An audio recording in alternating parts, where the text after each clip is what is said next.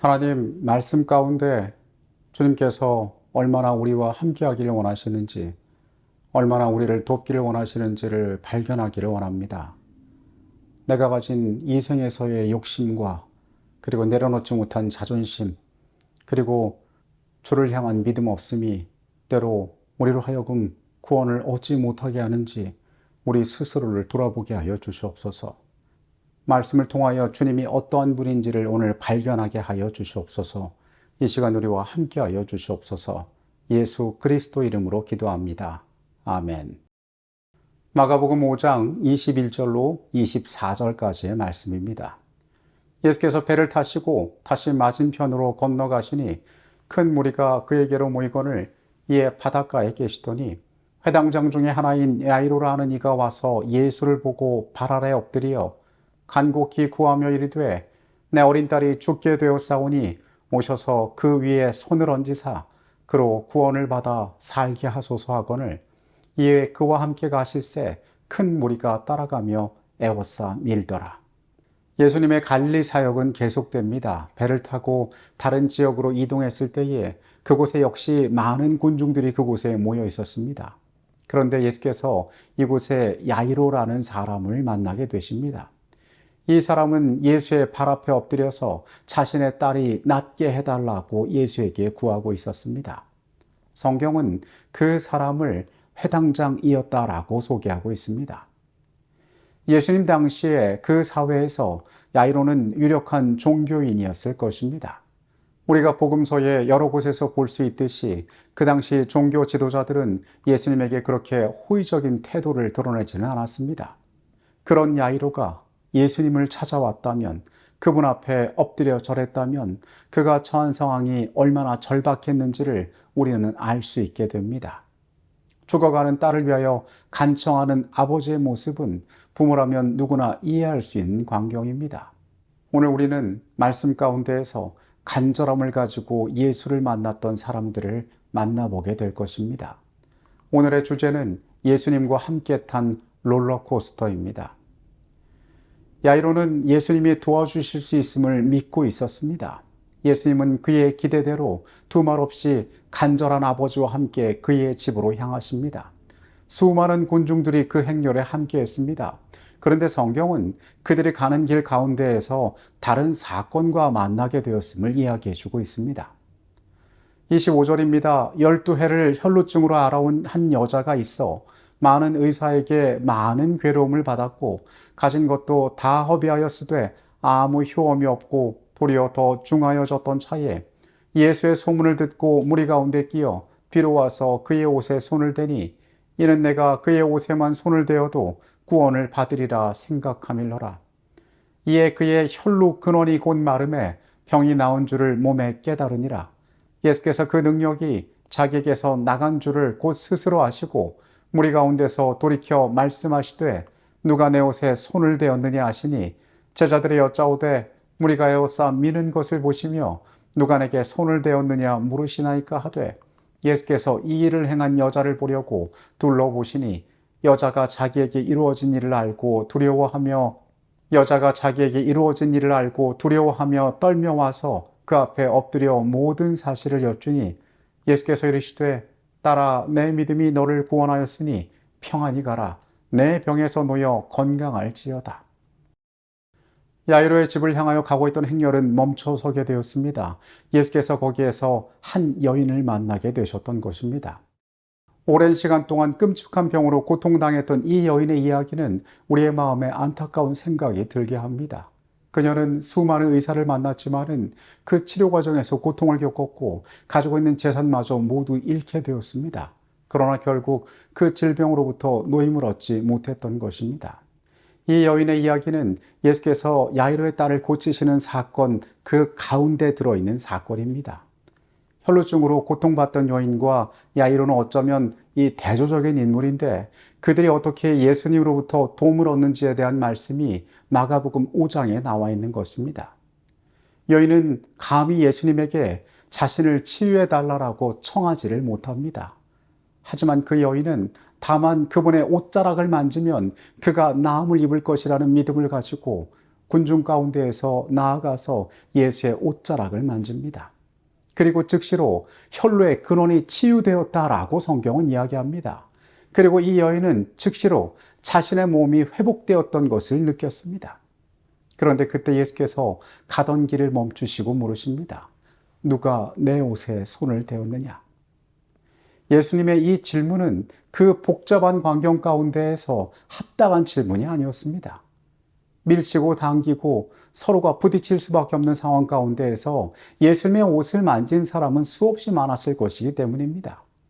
그러나 그분의 이 엄숙한 음성에 이 여인은 두려움을 느끼게 되었습니다. 그녀는 자신이 했던 행동이 합당한 행동이 아닐지도 모른다는 불안을 갖게 되었습니다.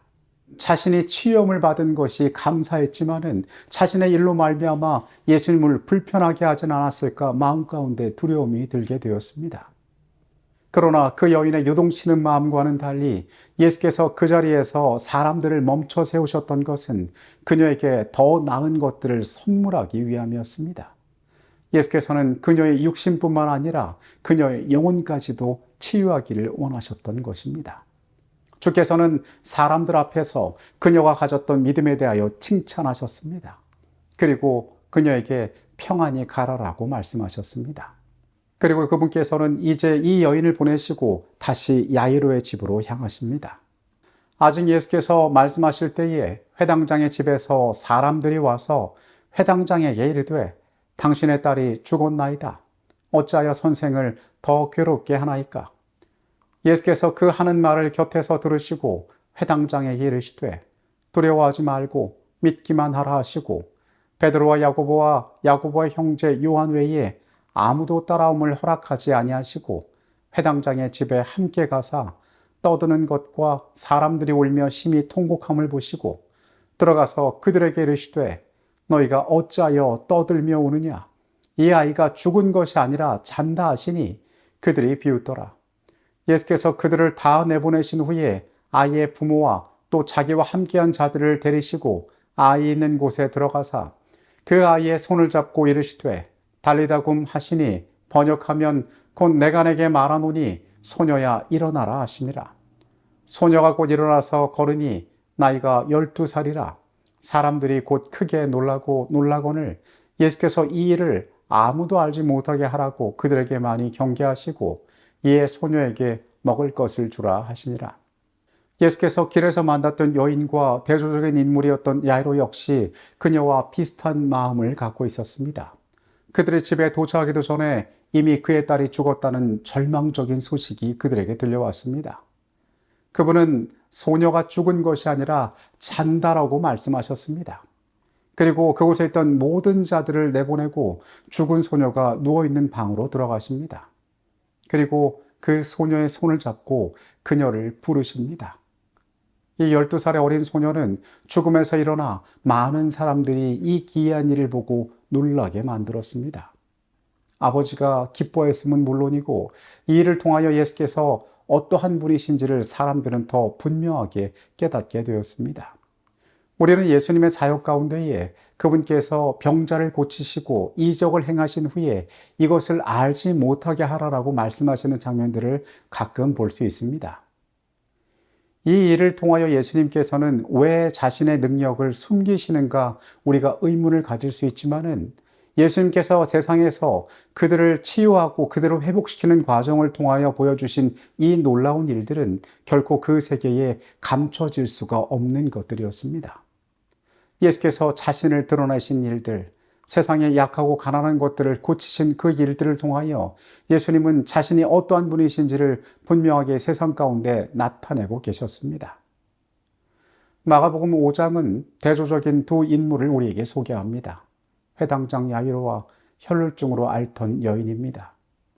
이 둘은 어떤 면에서 유사한 것이 없어 보이는 자들이지만은 그들이 이 땅에서 해결할 수 없는 문제로 말미암아 절망 가운데 빠져있던 공통적인 경험을 가진 사람들입니다. 그들이 예수께 나아오기 위하여는 용기가 필요했습니다. 그들의 삶이 가진 것들을 내려놓을 줄 알아야 했습니다. 자신을 포기하는 경험이 필요했습니다.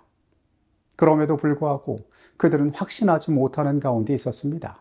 그런데 예수께서 그들에게 다가오셔서 그들의 삶을 만지시고 치유하시는 경험을 통하여 그들은 예수로 말미암아 전혀 다른 삶을 살아가게 되었습니다. 예수께서는 침대 곁에 가셔서 당신의 손으로 아이의 손을 잡으시고 그 집에서 흔히 쓰는 말로 소녀야 내가 내게 말하노니 일어나라고 부드럽게 말씀하셨다. 의식이 없는 몸에 즉시 미세한 움직임이 일어났다. 생명의 맥박은 다시 뛰기 시작했다. 입술은 미소와 함께 열렸다. 소녀는 마치 잠에서 깬 것처럼 눈을 크게 뜨고 곁에 있는 사람들을 이상하다는 듯이 쳐다보았다. 소녀는 일어났다. 부모는 팔로 딸을 꼭 껴안고 기쁨의 눈물을 터뜨렸다. 여러분, 우리가 주의 앞에 나가기 위해서는 수많은 넘어야 할 우리 마음 가운데 불신들이 있을 수 있습니다. 그러나 그것을 넘어 우리가 그분에게 다가갈 때에 우리의 삶에 구원이 이르른다는 사실을 기억하게 되시기 바랍니다. 구원에 이르는 믿음은 진리에 대한 단순한 지적 동의가 아니다. 온갖 것을 알기까지 믿음을 활용하지 않는 자는 하나님의 축복을 받을 수 없다. 그리스도에 관하여 믿는 것만으로는 충분하지 않다. 우리는 그리스도를 참으로 믿어야 한다. 우리에게 유익을 주는 유일한 믿음은 곧 그리스도를 개인의 구주로 믿는 것, 곧 그리스도의 공로를 우리들 자신의 것으로 삼는 믿음이다. 많은 사람들은 믿음을 한 의견으로 여긴다. 구원하는 믿음은 그리스도를 받아들이는 자들이 언약 관계를 통하여 자신들을 하나님과 결합시키는 거래이다. 진정한 믿음은 생명이다. 산 믿음은 활력의 증가, 의지하는 신뢰를 의미하며 그것으로 말미암아 영혼은 정복하는 능력자가 된다. 오늘 말씀 가운데 그분의 놀라우심을 경험했던 이 두 사람처럼 우리의 생애 역시 이러한 경험이 있게 되기를 이 시간 간절히 바라겠습니다. 연약한 삶을 향하여 다가오신 주님의 걸음을 우리가 바라봅니다. 삶의 모든 것들을 내어놓고 주님 앞에 엎드렸던 그리스도에게만 소망이 있음을 고백했던 두 사람을 우리가 바라봅니다. 주님, 우리의 삶의 문제들이 그렇게 해결되고 풀어지게 하여 주시옵소서. 우리가 예수를 만나고 그분의 음성을 듣는 자들이 되게 하여 주시옵소서. 우리의 간절함이, 우리의 약한 믿음이 주에게 닿게 하여 주시옵소서. 다음 없이 베풀어 주시는 그 놀라운 사랑이 삶을 변화하도록 주여 우리와 함께하여 주시옵소서. 이 시간에 같이 하셨음에 감사드립니다. 예수 그리스도 이름으로 기도합니다. 아멘.